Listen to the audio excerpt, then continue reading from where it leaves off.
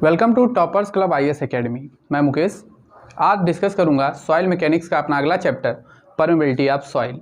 Permeability of soil यानी परागम्यता, हिंदी में बोलेंगे इसको परागम्यता। क्या होती है परागम्यता, क्या होती है परमेबिलिटी, आइए समझते हैं। सपोज करिए कि आपके पास क्या था, एक ग्लास वाटर था और आपने क्या किया एक स्टील की डेस्क थी, उस पर आपने उसको छोड़ दिया। तो क्या करेगा, क्या पानी उस डेस्क के अंदर पेनिट्रेट करेगा या उस डेस्क के पार्टिकल्स के थ्रू पास होगा? जवाब नहीं होगा। क्यों नहीं होगा?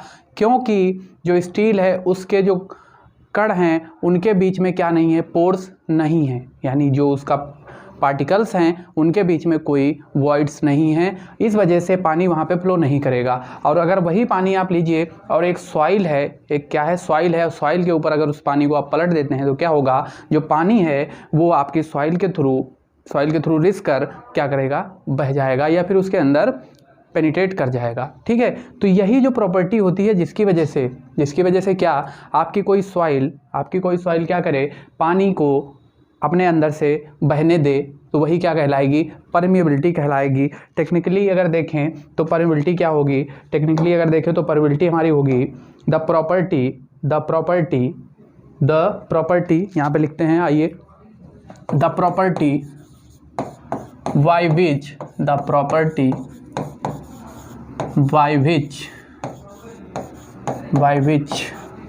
a soil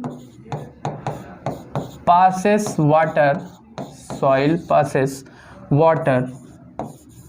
water through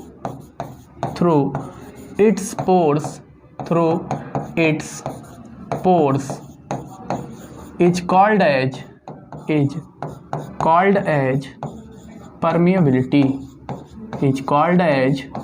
permeability. यानी परमेबिलिटी क्या हुई, वह प्रॉपर्टी जिसकी वजह से कोई भी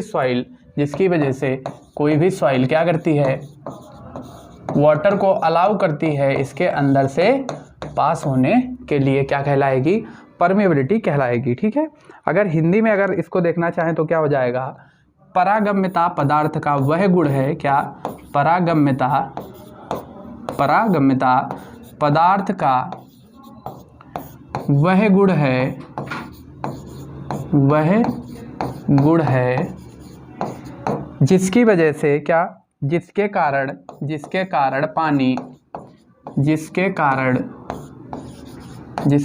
पानी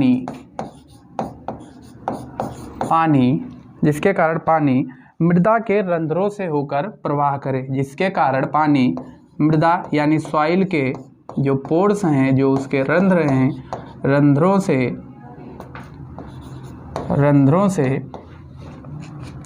से होकर क्या करे, प्रवाहित हो, रंध्रों से प्रवाहित हो। ठीक है, तो ये आपका ये क्या हो गया, ये आपका हो गया परमिएबिलिटी। ये क्या हो गया, परमिएबिलिटी की डिफिनीशन हो गई या कॉन्सेप्ट ऑफ परमिएबिलिटी हो गया। ठीक है, अब अगर हम बात करें इम्पोर्टेंस की, इम्पोर्टेंस क्या है परमिएबिलिटी की, इम्पोर्टेंस की, importance of permeability, importance of permeability क्या है, या यूं कहें कि इसका हमें महत्व क्या होता है इंजीनियरिंग कार्यों में। तो आपको पता होगा कि आप जब भी कोई भी स्ट्रक्चर बनाते हैं तो आपको क्या होना चाहिए, वहाँ पे होने वाले इनफिल्ट्रेशन यानी कि रिसन का आपको एक आइडिया होना चाहिए। ठीक है, तो सबसे पहले इसका क्या, एक पहला पॉइंट देख लेते हैं कि इसका क्या यूज होगा।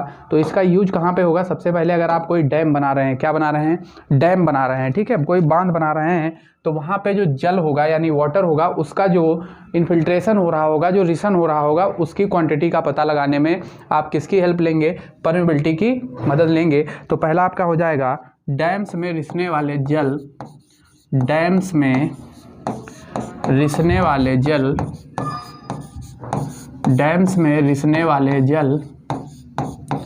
का अनुमान लगाने में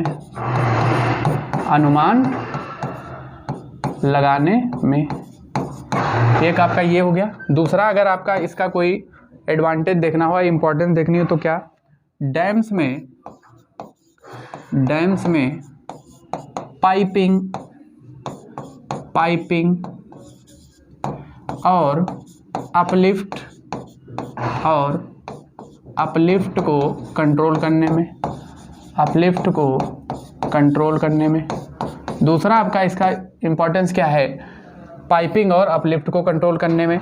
तीसरा अगर इसका बात करें तो तीसरा पॉइंट हो जाएगा स्ट्रक्चर्स में, कोई भी आपका स्ट्रक्चर है उसका सेटलमेंट पता लगाने में, स्ट्रक्चर का क्या, सेटलमेंट पता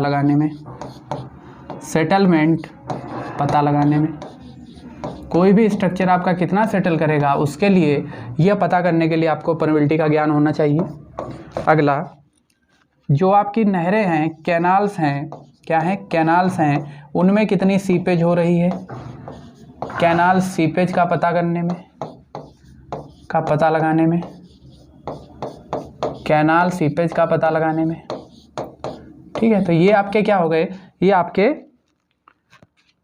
आपके हैं इंपॉर्टेंस क्या है, ये आपका क्या है, इंपॉर्टेंस क्या है परमेबिलिटी की, ये डिफाइन करता है। एक और बहुत इंपॉर्टेंट क्या, वाटर लॉगिंग को कंट्रोल करने के लिए, वाटर लॉगिंग को कंट्रोल करने के लिए आपको किसका पता होना चाहिए, वाटर लॉगिंग को कंट्रोल करने के लिए आपको पता होना चाहिए कि परमेबिलिटी कितनी है और वहाँ पे वो कैसे वर्क कर रही है। ठीक है, तो ये आपका हो गया इंपॉर्टेंस ऑफ परमेबिलिटी। ठीक है, इंपॉर्टेंस ऑफ परमेबिलिटी के बाद अब हम पढ़ेंगे डार्सीज लॉ। क्या पढ़ेंगे, डार्सीज लॉ। डार्सी का नियम, जो कि एक वैज्ञानिक थे, फ्रांसीसी वैज्ञानिक एच डार्सी, कौन, एच डार्सी, उन्होंने दिया था, क्या दिया था, एक डार्सी का नियम दिया, एक क्या दिया, डार्सी का नियम दिया। उन्होंने एक नियम बनाया, एक सिद्धांत बनाया जिसे कहा गया डार्सी का नियम, और उन्होंने यह बनाया था 1856 में। कब बनाया था, 1856 में। 1856 में इन्होंने ये दिया, सिद्धांत बनाया, और लिखो यहाँ, इस नियम के अनुसार इन्होंने क्या बताया, इस नियम के अनुसार इन्होंने बताया कि, क्या बताया इन्होंने बताया कि अगर कोई लेमिनार फ्लो हो, क्या हो, लेमिनार फ्लो हो, कौन सा फ्लो हो, इस नियम के अनुसार अगर लेमिनार फ्लो हो, क्या हो, लेमिनार फ्लो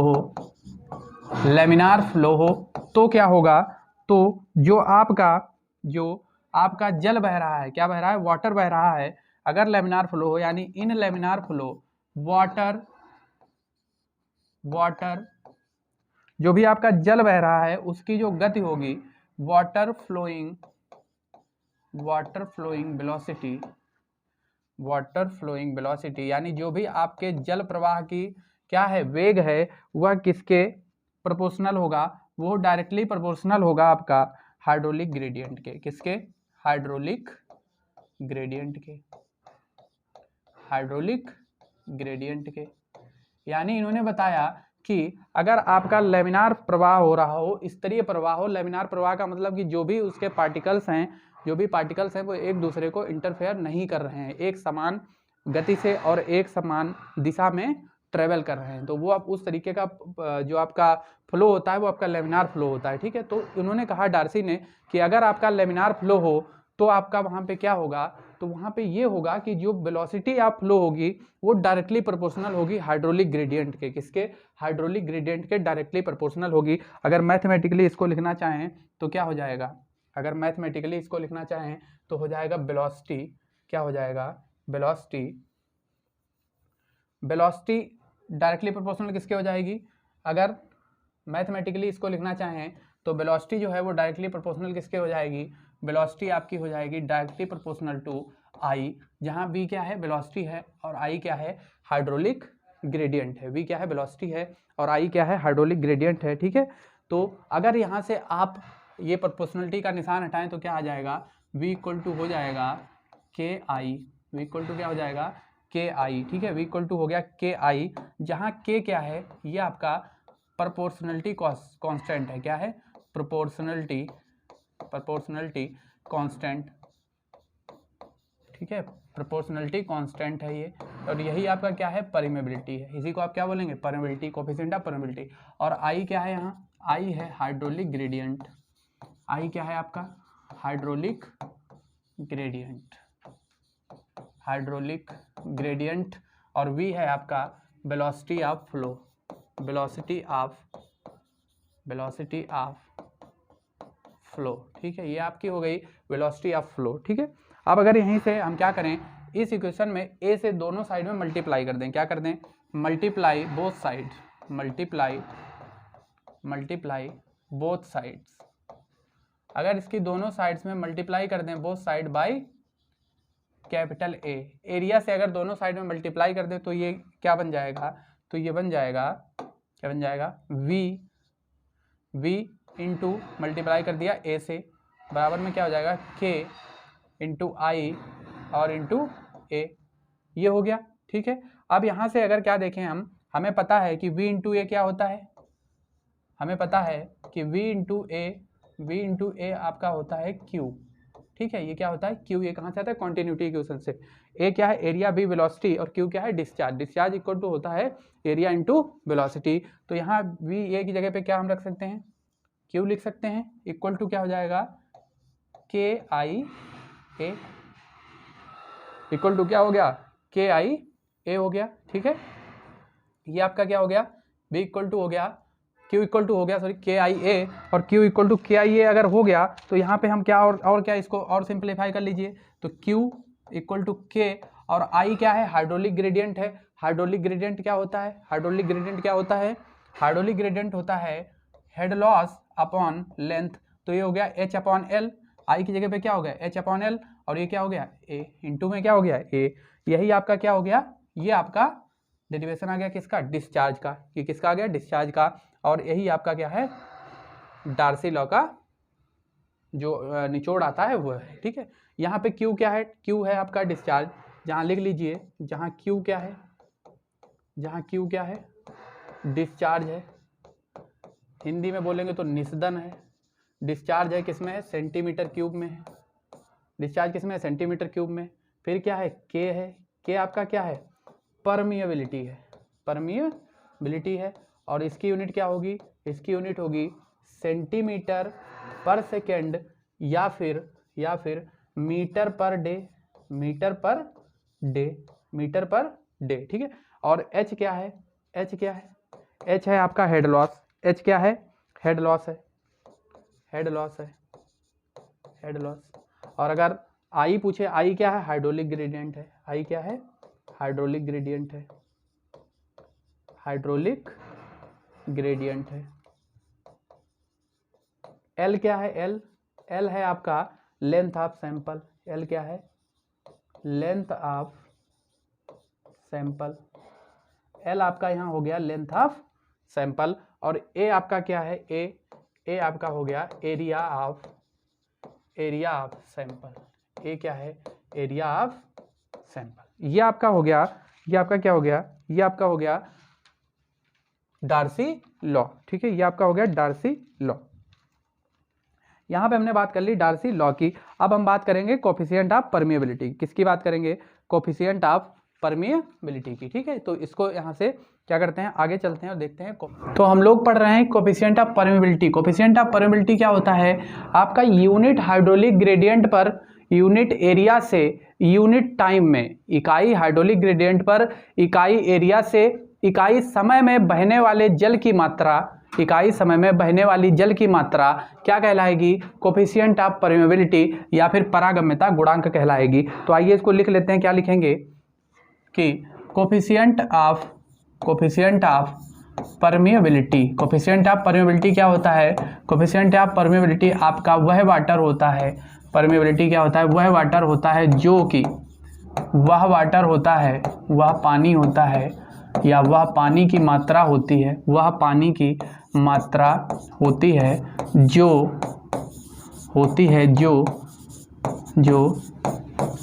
इकाई हाइड्रोलिक ग्रेडियंट पे, इकाई हाइड्रोलिक ग्रेडियंट पे इकाई क्षेत्रफल से, इकाई क्षेत्रफल यानी एरिया से इकाई समय में प्रवाहित होती है। इकाई समय यानी टाइम में क्या होती है, प्रवाहित होती है। वो आपका क्या कहलाता है, कोफिशिएंट ऑफ परमिएबिलिटी, प्रवाहित होती है। ठीक है, इसको हम किससे रिप्रेजेंट करते हैं? इसको हम रिप्रेजेंट करते हैं इट इज डिनोटेड बाई के, it is denoted by small के। इसको हम स्मॉल के से रिप्रेजेंट करते हैं। और डार्सी लॉ के अकॉर्डिंग स्मॉल के इक्वल टू क्या हो जाएगा? स्मॉल के इक्वल टू हो जाएगा QLT upon AI। Q equal to हो गया, K इक्वल टू क्या हो गया? QLT upon AI। ये आपका क्या हो गया? ये आपका हो गया कोफिशिएंट ऑफ परमिएबिलिटी। ठीक है, कोफिशिएंट ऑफ परमिएबिलिटी। अब हम देख लेते हैं कुछ डिफिनीशन। क्या देख लेते हैं? कुछ लिमिटेशंस। क्या देख लेते हैं? Limitations of Darcy law. Limitations of Darcy law कि डार्सी लॉ की लिमिटेशंस क्या है? Limitations of Darcy law. तो डार्सी लॉ जो आपका क्या है? डार्सीस लॉ है, उसकी कुछ लिमिटेशंस हैं। तो पहली लिमिटेशंस ये है, क्या है? कि जो आपका फ्लो है वो हमेशा कैसा होना चाहिए? लेमिनार होना चाहिए। यानी फ्लो विल बी लेमिनार। जो आपका फ्लो है वो कैसा होना चाहिए? लेमिनार होना चाहिए।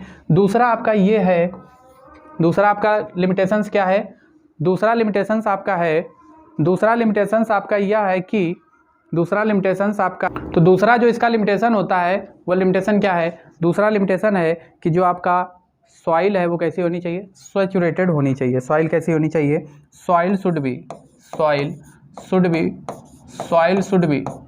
Fully saturated. Soil should be fully saturated. जो आपकी सॉइल है वो कैसी होनी चाहिए? पूर्णतः संतृप्त यानी सैचुरेटेड होनी चाहिए। यानी उसमें एयर वॉइड्स नहीं होने चाहिए। ठीक है, एयर वॉइड्स नहीं होने चाहिए। अब हम देख लेते हैं कि कुछ हमारी सॉइल है, कुछ क्या है? सॉइल है, यानी जो कुछ सॉइल हैं उनकी परमिबिलिटी क्या होती है ये हम देख लेते हैं। तो इधर लिखते हैं हम क्या? Types of soil. इधर क्या लिखते हैं? Types of soil. और दूसरा एक और बनाते हैं, उसमें क्या लिखते हैं? परमिएबिलिटी। क्या लिखते हैं? परमिएबिलिटी। और परमिएबिलिटी की यूनिट यहाँ क्या लिखेंगे? सेंटीमीटर पर सेकेंड। यहाँ हमने यूनिट लिख दी सेंटीमीटर पर सेकेंड। और यहाँ लिख दी कि इसकी जो परमिएबिलिटी है वो कैसी होगी? परमिएबिलिटी कैसी होगी? तो सबसे पहला जो हमारा है, हम बात करते हैं किसकी? ग्रेवल की। किसकी बात करें? ग्रेवल की। अगर आप ग्रेवल की बात करें, क्या करें? ग्रेवल की बात करें तो इसका जो के होता है, के की वैल्यू जो होती है वो 1 से अधिक होती है। के कितना होता है? 1 से अधिक होता है। यानी इसकी बहुत ज़्यादा हाई परमिबिलिटी होती है। यानी परमिबिलिटी इसकी कैसी होती है? उच्च होती है, हाई होती है। ठीक है, कैसी होती है? हाई होती है। दूसरा अगर हम बात करें तो दूसरा हमारे पास है रेत। क्या है? रेत। कौन सा रेत? मोटा रेत। ठीक है, मोटा वाला जो रेत है उसके लिए जो हो जाता है, जो होता है 1 से 10 की पावर -2 तक। 1 से 10 की पावर -2 के बीच में होता है। और ये भी कैसा होता है? उच्च परमिबिलिटी होती है। ठीक है, कैसी होती है? उच्च परमिबिलिटी होती है। अगर यही रेत मिक्सचर हो, आपका रेत क्या हो? मिक्सचर हो। ठीक है, अगर रेत मिक्सचर वाला हो तो ये 10 की पावर -2 से 10 की पावर -2 से हो जाएगा 5 × 10 की पावर -3 तक। और ये आपका हो जाएगा मीडियम यानी मध्यम। क्या हो जाएगा? मध्यम यानी मीडियम। तो ये परमिबिलिटी आपकी किस टाइप की परमिएबल सॉइल हो गई? तो ये मध्यम परमिएबल सॉइल हो गई या मीडियम परमिएबल सॉइल हो गई। अगर यहीं पे हम महीन रेत की बात करें, किसकी? महीन रेत की बात करें तो महीन रेत के लिए जो आपका परमिबिलिटी हो जाएगा वो 5 × 10 की पावर -3 से लेकर 1 × 10 की पावर -3 तक हो जाएगा। इसके लिए भी आपकी सॉइल कैसी हो जाएगी? मध्यम परमिबिलिटी वाली सॉइल हो जाएगी या वो मीडियम परमिबिलिटी की सॉइल कहलाएगी। ठीक है, इसके बाद में अगर हम बात करें तो क्या है? सिल्ट है। इसके नेक्स्ट हमारा क्या है? सिल्ट है। तो सिल्ट के लिए जो होता है वो होता है 1 × 10 की घात -4 से लेकर 1 × 10 की घात -5 तक। ठीक है, यानी इसमें सबसे कम होता है तो ये क्या हो जाएगा? निम्न हो जाएगा। क्या हो जाएगा? निम्न परमिबिलिटी वाली सॉइल हो जाएगी। और अगर इसके बाद में बात करें तो हमारे पास क्या बचा? क्ले। एक हमारा क्या है? क्ले यानी मृत्तिका। ठीक है, मृत्तिका यानी क्ले। और इसके लिए जो होता है ये लेस देन होता है 1 × 10 की घात -5 से। क्या होता है? 1 × 10 की घात -5 से भी कम होता है इसके लिए के की वैल्यू। और इसीलिए ये क्या होता है? अपरागम्य होता है। क्या होता है? अपरागम्य यानी इम्परमिएबल होता है। अपरागम्य होता है यानी क्ले आपकी कैसी सॉइल है? ये एक इम्परमिएबल सॉइल है, ठीक है, इम्परमिएबल सॉइल है। तो यह दो बात हो गई किसकी, कोफिशिएंट ऑफ परमेबिलिटी की, और किसके लिए कितना होता है इसका, ये हमने देख लिया। अब हम देखेंगे कि फैक्टर्स कौन कौन से अफेक्ट करते हैं परमेबिलिटी को। क्या देखेंगे, factors affecting permeability.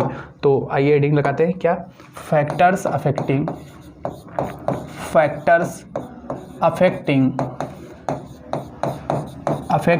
Permeability. Factors affecting permeability, बहुत क्वेश्चन पूछा जाता है यहाँ से कि कौन कौन से फैक्टर्स होते हैं जो परमेबिलिटी को अफेक्ट करते हैं। अगर इसमें आप बात करें कि हिंदी में क्या है, तो परागम्यता को प्रभावित करने वाले कारक, परागम्यता को प्रभावित करने वाले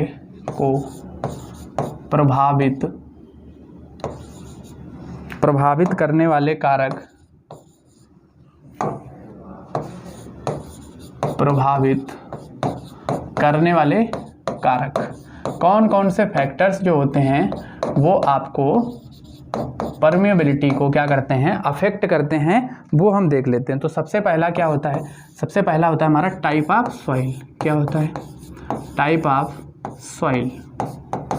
टाइप ऑफ सॉइल जो होता है यानी मृदा का प्रकार। पहला फैक्टर जो होता है वो होता है मृदा का प्रकार, यानी आपकी किस टाइप की सॉइल है, कोर्स ग्रेन्ड है, फाइन ग्रेन्ड है, ठीक है। तो इस तरीके से क्ले है या फिर कौन सी सॉइल है, तो उस पर आपका जो परमेबिलिटी कोफिशिएंट है वो डिपेंड करेगा। इसलिए आपका पहला फैक्टर क्या हो गया, टाइप ऑफ सॉइल, जो आपके परमेबिलिटी को अफेक्ट करेगा। अगर ऐसे ही दूसरे पॉइंट की बात करें तो दूसरा पॉइंट क्या हो जाएगा, अगर आप दूसरे पॉइंट की बात करेंगे तो दूसरा पॉइंट क्या हो जाएगा, पार्टिकल साइज। क्या हो जाएगा, पार्टिकल साइज, यहाँ लिख लीजिए पार्टिकल साइज। ये आपका हो गया पार्टिकल साइज, यानी कणों का आकार। क्या हो गया, कणों का आकार हो गया, ठीक है। तो किस पे डिपेंड करेगी, कणों के आकार पर। कैसे करेगी, कणों के आकार पर, क्योंकि अगर कणों की माप जितनी अधिक होगी, क्या होगी, यहाँ पे देखते हैं, कणों की माप क्या होगी, जितनी अधिक होगी, कणों की माप जितनी अधिक होगी, यानी साइज ऑफ पार्टिकल जितना ज़्यादा होगा, जितनी अधिक होगी, परमेबिलिटी आपकी क्या होगी, उतनी ही अधिक होगी। जितनी अधिक होगी जो आपका परमेबिलिटी है वो क्या है, वो उतना ही अधिक होगा, यानी के की वैल्यू क्या होगी, उतनी ही इंक्रीज कर जाएगी, ठीक है। के की वैल्यू क्या करेगी, उतनी ही इंक्रीज कर जाएगी। तीसरा अगर अब देखें कि कौन सा पॉइंट अफेक्ट करेगा, तो क्या, शेप ऑफ पार्टिकल्स। क्या, shape of particle. Shape of particle भी इसको अफेक्ट करेगा। क्यों अफेक्ट करेगा, क्योंकि जो आपकी परमेबिलिटी होती है वो इन्वर्सली प्रोपोर्शनल होती है, किसके, इन्वर्सली प्रोपोर्शनल होती है सरफेस एरिया के, ठीक है। इन्वर्सली प्रोपोर्शनल किसके होती है, सरफेस एरिया के, ठीक है। तो सरफेस एरिया के इन्वर्सली प्रोपोर्शनल होती है, इसलिए गोल कणों की अपेक्षा जो आपके कोणीय कण होंगे, यानी जो राउंडेड पार्टिकल्स होंगे, उनकी अपेक्षा एंगुलर पार्टिकल्स में जो आपके क्या है, राउंडेड पार्टिकल्स, ये आपके क्या है, राउंडेड पार्टिकल्स हैं, इनकी अपेक्षा जो आपके एंगुलर पार्टिकल्स होंगे, इनकी परमेबिलिटी क्या होगी, ज़्यादा होगी। इनकी परमेबिलिटी क्या होगी, ज़्यादा होगी, और इनकी परमेबिलिटी क्या होगी, कम होगी, ठीक है। तो इस तरीके से आपका शेप भी इफेक्ट करता है। चौथा अगर हम देखें तो इसका क्या, वॉइड रेशियो और पोरोसिटी। क्या, वॉइड रेशियो एंड पोरोसिटी। जितना ज़्यादा वॉइड रेशियो होगा और जितना ज़्यादा पोरोसिटी होगा, उस सॉइल की परमेबिलिटी क्या होगी, उतनी ही ज़्यादा होगी, ठीक है। परमेबिलिटी क्या होगी उस सॉइल की, उतनी ही ज़्यादा होगी, ठीक है। तो अगला पॉइंट अगर हम देखें, अगला पॉइंट क्या है, अगला पॉइंट क्या है, अगला क्या करता है, एब्जॉर्ब्ड वाटर, यानी जो वाटर है, एब्जॉर्ब्ड वाटर है, वो भी क्या करेगा, परमेबिलिटी को अफेक्ट करेगा। यानी आपकी कोई सॉइल है, उसमें क्या है, जो वाटर एब्जॉर्ब्ड है, पहले से पार्टिकल्स में है, उस पर भी आपकी जो परमेबिलिटी है वो डिपेंड करेगी, ठीक है।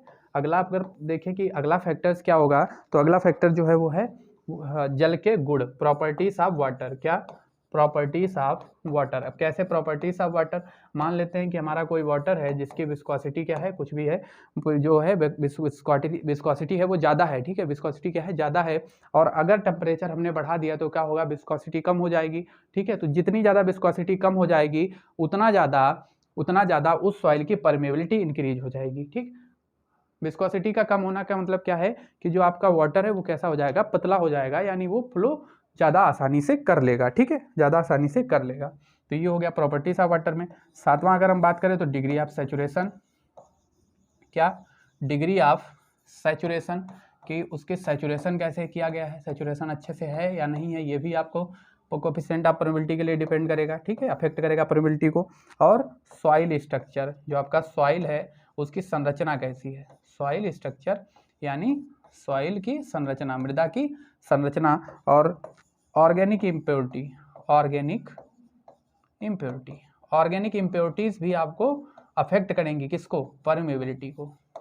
कैसे अफेक्ट करेंगी, क्योंकि वो बाधा बन जाएंगी आपके फ्लो ऑफ वाटर के बीच में, ठीक है, जो आपका वाटर फ्लो कर रहा है उसके बीच में वो ऑब्स्ट्रक्शन क्रिएट करेंगी, और इसकी वजह से वहाँ पे आपका प्रॉब्लम्स हो जाएंगी, किसमें प्रॉब्लम हो जाएगी, आपके फ्लो ऑफ वाटर में। तो यहाँ पे फैक्टर अगर अफेक्टिंग की बात करें कि कौन कौन से फैक्टर अफेक्ट करेंगे, तो यहाँ पे कौन कौन से फैक्टर अफेक्ट, सबसे पहला टाइप ऑफ सॉइल, फिर पार्टिकल साइज, फिर शेप, फिर वॉइड रेशियो और porosity, absorbed water, properties of water, degree of saturation, soil structure और ऑर्गेनिक इम्प्योरिटीज, ठीक है। तो ये सारी चीज़ें आपकी सॉइल को क्या करेंगी, सॉइल की जो परमेबिलिटी है, कोफिशिएंट परमेबिलिटी है, उसको क्या करेंगी, अफेक्ट करेंगी, ठीक है। ये बहुत इंपॉर्टेंट है, याद रखिएगा। नेक्स्ट हम देखते हैं, ये तो हमने क्या क्या पढ़ लिया अभी तक हमने पढ़ लिया कि परमेबिलिटी होती क्या है, डार्सी लॉ क्या है, कौन कौन से फैक्टर्स उसको अफेक्ट करते हैं, कोफिशिएंट ऑफ परमेबिलिटी क्या होता है, ये सारी चीज़ें हमने पढ़ ली। अब हम देखेंगे कि जो कोफिशिएंट ऑफ परमेबिलिटी है उसको निकालते कैसे हैं। तो क्या लिखेंगे हम, tests on soil to determine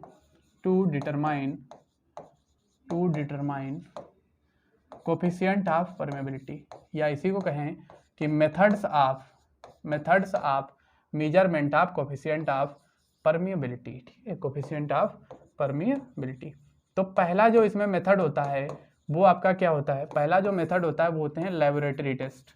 कौन से, लेबोरेटरी टेस्ट, ठीक। तो लेबोरेटरी टेस्ट दो तरीके के होते हैं, लेबोरेटरी टेस्ट जो होते हैं वो दो तरीके के होते हैं, लेबोरेटरी टेस्ट जो होते हैं वो दो तरीके के होते हैं। पहला आपका होता है कांस्टेंट हेड परमेबिलिटी टेस्ट। कौन सा, कांस्टेंट हेड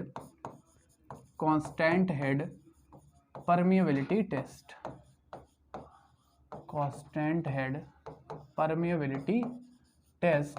और दूसरा टेस्ट जो आपका होता है वो होता है फॉलिंग हेड परमेबिलिटी टेस्ट। कौन सा, falling head permeability test, falling head permeability test. दूसरा आपका होता है फॉलिंग हेड परमेबिलिटी टेस्ट। ये आपके कौन से हो गए, ये आपके हो गए लैब टेस्ट, ठीक है, ये आपका क्या हो गया, लैब टेस्ट हो गया। अगर दूसरा हम बात करें तो दूसरा आपका किस तरीके का टेस्ट होता है, दूसरा आपका होता है फील्ड टेस्ट। क्या होते हैं, फील्ड टेस्ट। तो ये जो आपके फील्ड टेस्ट होते हैं ये भी दो तरीके के होते हैं, फील्ड टेस्ट होते हैं ये भी कितने तरीके के होते हैं, दो तरीके के होते हैं। पहला होता है pumping out test, pumping out test, और दूसरा होता है पंपिंग इन टेस्ट,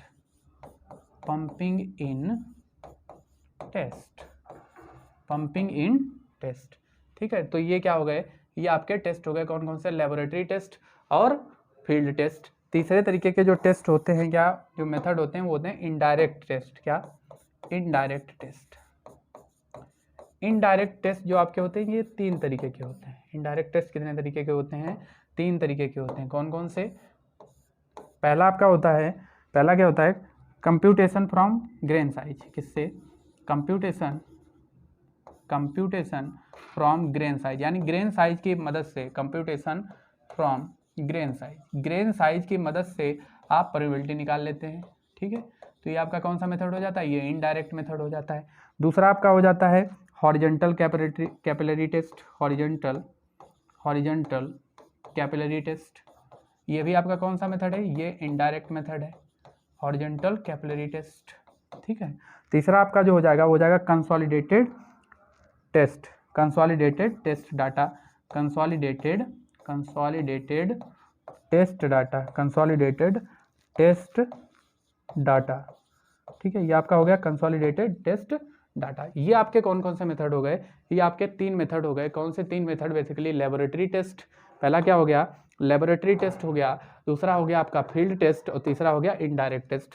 आपके सिलेबस में जो डिटेल में पढ़ना है वो सिर्फ लेबोरेटरी टेस्ट के बारे में पढ़ना है। किसके बारे में? लेबोरेटरी टेस्ट के बारे में पढ़ना है। तो लेबोरेटरी टेस्ट के बारे में आपको अगले वीडियो में मिलेगा। आज के लिए इतना ही। अगर आपको लेक्चर अच्छा लगा हो, वीडियो पसंद आया हो, तो वीडियो को लाइक कर दीजिए, दोस्तों के साथ शेयर कर दीजिए, चैनल को सब्सक्राइब कर लीजिए और हमारे साथ जुड़े रहिए। Thank you.